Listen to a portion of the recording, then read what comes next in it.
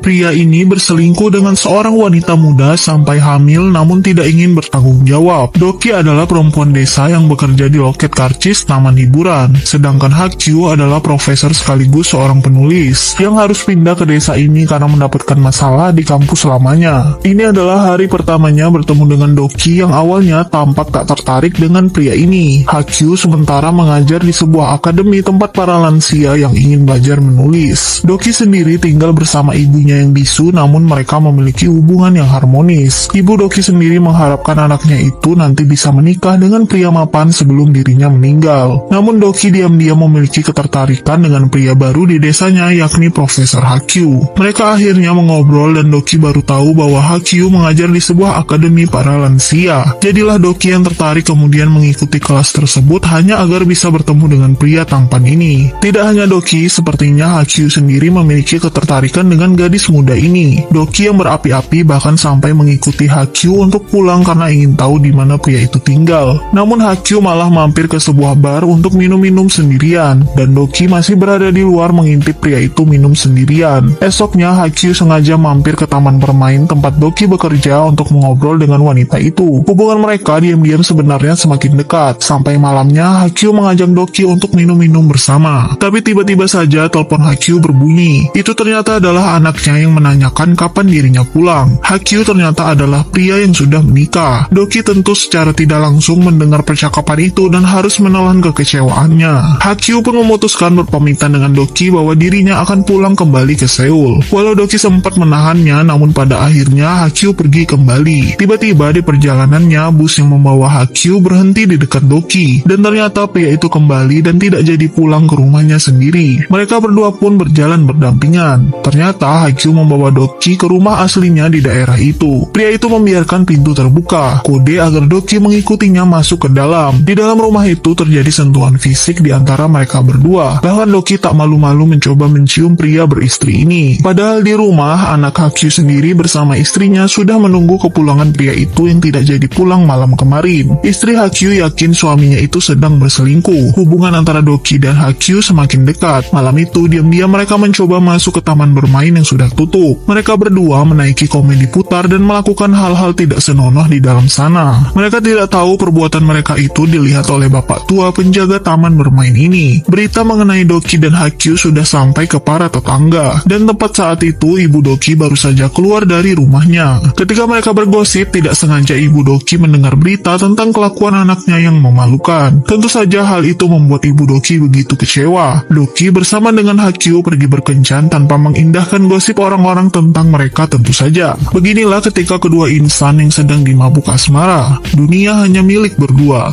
Padahal tahu pria ini sudah memiliki istri dan anak, wanita ini tetap nekat menjalin hubungan asmara dengan pria ini. Bahkan hubungan mereka begitu jauh sampai berbagi ranjang. Hari itu ketika mereka berdua sedang bersenang-senang, Hakyu mendapatkan telepon dari rekannya di tempat kerja lamanya. Mereka pun berdua bertemu di kafe. Ternyata rekan Hakyu mengabarkan bahwa Hakyu sudah bisa bekerja kembali di kampus lamanya karena masalahnya sudah dibereskan. Di rumah Hakyu, Doki sudah menunggu kedatangan pria itu untuk pulang. Namun karena ia mengabarkan akan pulang telat, Doki memutuskan menutup lauk pauknya agar nantinya dimakan pria itu. Tapi esok paginya, Doki menemukan makanan yang sudah dimasaknya dibuang begitu saja oleh Hakyu tanpa dimakan. Di dalam, Hakyu ternyata sudah bersiap akan kembali ke Seoul karena ia akan bekerja kembali sebagai dosen di kampus lamanya. Tentu Doki bingung dengan perasaan melihat pria itu begitu senang meninggalkan dirinya. Tiba-tiba Doki memberi kabar bahwa dirinya hamil, yang membuat Hakyu begitu kaget. Jadilah Hakyu memutuskan membawa wanita itu ke sebuah klinik untuk melakukan aborsi. Di saat keadaannya yang kesakitan, Hakyu hanya bisa meminta maaf dan berjanji akan menghubunginya nanti. Walau Doki enggan melepaskan tangan pria itu, pada akhirnya Hakyu lebih bersemangat untuk kembali ke Seoul dengan karirnya. Doki sendiri harus berjuang sendirian terhadap tubuhnya setelah melakukan aborsi. Bahkan ibunya sampai menelpon berkali-kali. Doki sendiri masih sering memimpikan Hakyu karena begitu mencintainya. Namun hidup harus terus berjalan. Hakyu sendiri sudah kembali kembali kepada istri sahnya. Istri Hakyu sebenarnya diam-diam tahu bahwa suaminya itu berselingkuh. Bahkan dirinya meminta maaf kepada suaminya dan berjanji akan menjadi istri yang baik. Esoknya Doki pulang ke rumahnya dan ibunya yang melihatnya begitu emosi melihat anaknya itu. Bahkan Doki sampai dilemparkan garam dapur oleh ibunya sendiri karena dianggap membawa pengaruh buruk. Doki ternyata tidak menyerah. Ia mencoba menemui Hakyu di kampus tempat dirinya bekerja. Namun terlihat Hakyu tidak senang. Ia bahkan meminta Doki untuk tidak menemuinya sembarangan di area tempat kerjanya. Doki yang masih mengharapkan Hakyu mendapatkan penolakan dari pria itu. Pada akhirnya Doki pun pulang tanpa mendapatkan perlakuan menyenangkan dari kekasih gelapnya. Semenjak Doki menjadi selingkuhan, ibu Doki lebih sering mengurung diri di kamar. Malam itu Doki sedang memasak sendirian. Tiba-tiba di jendela ia melihat sosok Hakyu yang datang. Doki pun berlari meninggalkan kompor yang menyala demi bertemu dengan kekasih kesayangannya. Tiba-tiba saja Hakyu kemudian memberikan amplop tebal berisikan uang kepada Doki dan meminta Doki untuk tidak lagi menemui dirinya karena Hakyu merasa hubungan mereka hanyalah sebatas senang-senang saja. Doki tentu tidak terima dan sempat memberontak kepada pria tersebut. Ia tidak tahu angin kencang membuat api dari kompornya menjalar ke gorden rumahnya. Ibu Doki yang sedang tertidur terjebak. Doki baru sadar bahwa rumahnya sudah terbakar habis. Doki mencoba berlari ke arah rumahnya namun Hakyu sempat menahannya. Tapi pada akhirnya Doki mencoba masuk ke rumahnya sendiri dan melihat ibunya terjebak di dalam rumah tersebut. Namun Doki tidak bisa berbuat apapun. Sampai akhirnya petugas pemadam datang bersama para warga mencoba menyelamatkan mereka yang ada di dalam. Hakyu sendiri kabur dan pulang-pulang hanya minum-minum lari dari tanggung jawab. Kemudian anak Hakyu datang sambil menangis. Hakyu pun mencoba ke kamar istrinya dan begitu kaget melihat istrinya sudah tergantung dan meninggal. Hidup Hakyu langsung kacau dalam hitungan hari saja.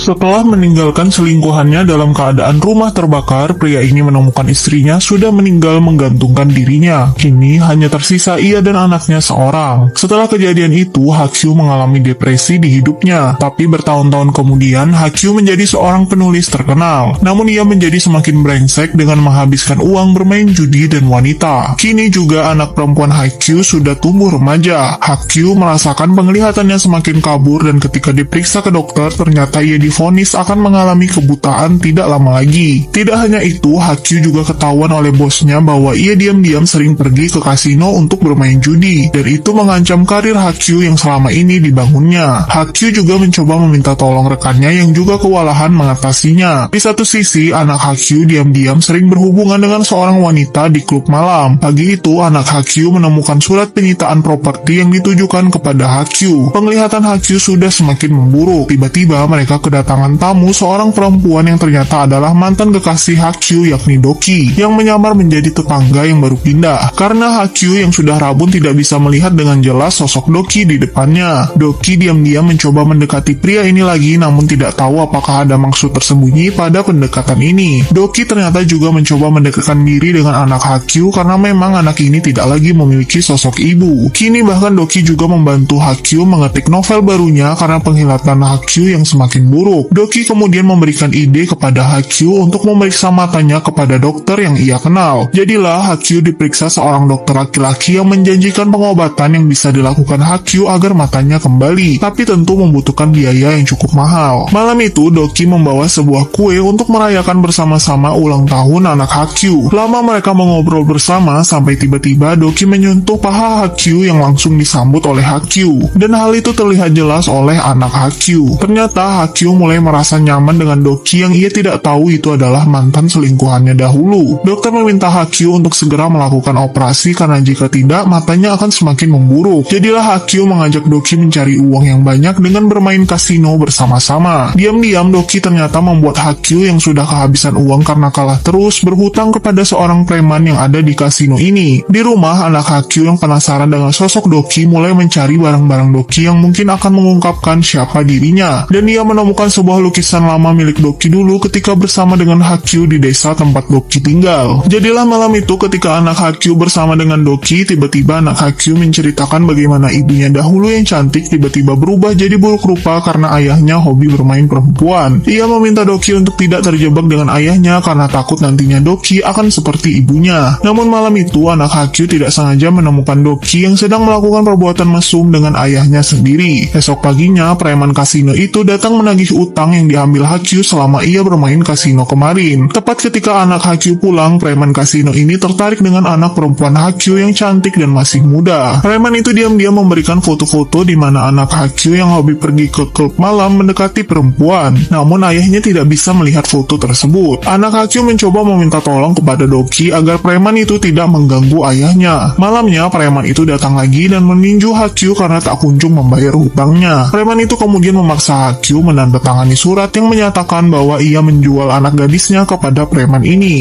Wanita pelakor ini dibuat hamil namun harus digugurkan karena pria beristri yang menghamilinya tidak mau bertanggung jawab. Alhasil setelah tahun-tahun berlalu, wanita ini kembali lagi akan membalaskan dendamnya. Apalagi ia tahu bahwa pria ini sudah memiliki penglihatan yang buruk. Selama ini pria ini menganggap Doki adalah tetangga baru di apartemennya. Ia tidak tahu itu adalah mantan selingkuhannya dahulu. Doki membuat Hakyu bangkrut dengan bermain kasino dan membuatnya berhutang dengan seorang preman. Bahkan sampai membuat Hakyu menjual anak gadisnya sendiri kepada preman itu karena tidak bisa membayar hutang-hutangnya. Ia juga sebelumnya menjanjikan Hakyu untuk mengoperasi matanya kepada seorang dokter kenalannya namun gagal. Kini Doki memutuskan untuk merawat Hakyu yang sendirian dengan mata butanya. Doki mulai asal-asalan mengurus pria itu, bahkan memberikannya makanan aneh yang ia buat. Kemudian ketika Doki memandikan pria itu, Doki terpancing emosinya dan kemudian mengungkapkan siapa dirinya sebenarnya. Bagaimana dirinya hancur setelah ditinggalkan begitu saja oleh pria ini. Ia kehilangan banyak hal termasuk ibunya karena perbuatan Hakyu. Diam-diam ternyata sebelumnya Doki sudah memujuk dokter yang menjanjikan operasi Hakyu untuk membuatnya tidak bisa melihat apapun. Namun hati Doki luluh lagi dan malah tidak tega menyakiti pria yang dulu amat dicintainya. Ia bahkan sepertinya mulai jatuh cinta lagi dengan pria ini. Tiba-tiba datanglah anak Hakyu lagi yang sebelumnya dijual oleh mereka karena tidak bisa membayar hutang. Anak ini berpura-pura senang bertemu lagi dengan Doki, bahkan meminta wanita itu memasakkannya makanan. Doki tampak tak senang melihat anak Hakyu kembali lagi. Kemudian preman yang menjualnya menjelaskan bahwa anak itu berhasil melunasi utang-utang ayahnya. Ketika Doki mandi, tiba-tiba anak Hakyu datang melihat bekas luka yang ada di tubuh Doki. Anak itu tahu bahwa semua ini adalah perbuatan Doki yang ingin balas dendam. Anak itu berjanji ia akan membalaskan dendamnya juga kembali kepada Doki. Esoknya Doki bertemu dengan preman itu dan menamparnya. Tapi tiba-tiba bos besar mereka datang, yakni seorang kakek tua. Ternyata selama ini anak Hakyu dijual kepada pria tua ini. Namun anaknya yang cerdik memanfaatkan koneksinya untuk membalaskan dendamnya berbalik kepada Doki. Jadilah ia mulai dari membongkar klinik dokter yang disuruh Doki membutakan ayahnya. Ketika Doki datang ke klinik itu, semuanya sudah berantakan dan dokter itu juga menghilang. Anak Hakyu tahu selama ini Doki lah yang membuat penglihatannya semakin parah dan membuatnya buta. Anak Hakyu akan membuat ayahnya bisa melihat lagi menggunakan donor mata Doki. Esoknya Doki pun datang ke tempat yang dipilih oleh anak Hakyu bersama kakek tua itu. Karena ini adalah hari terakhir di mana Doki bisa melihat. Ia pun menemui Hakyu dan mereka mengungkapkan unek-unek yang selama ini tertahan di dalam diri mereka. Hakyu mengungkapkan perasaannya bahwa ia benar-benar mencintai Doki saat itu. Namun karena keadaan, ia tidak bisa melanjutkan hubungan mereka karena ia memiliki tanggung jawab yang harus ia lakukan. Tiba-tiba saja ada orang yang membekap mereka berdua dengan obat tidur karena sudah saatnya operasi dilakukan. Ingatan Doki akan pria itu kembali ketika mereka dulunya bersama-sama di taman bermain tempat mereka pertama kali bertemu. Akhirnya Doki pun tidak bisa melihat karena kini bola matanya sudah didonorkan kepada Hakyu, pria yang selalu dicintainya. Walau begitu, Hakyu kali ini tidak lagi mencoba kabur.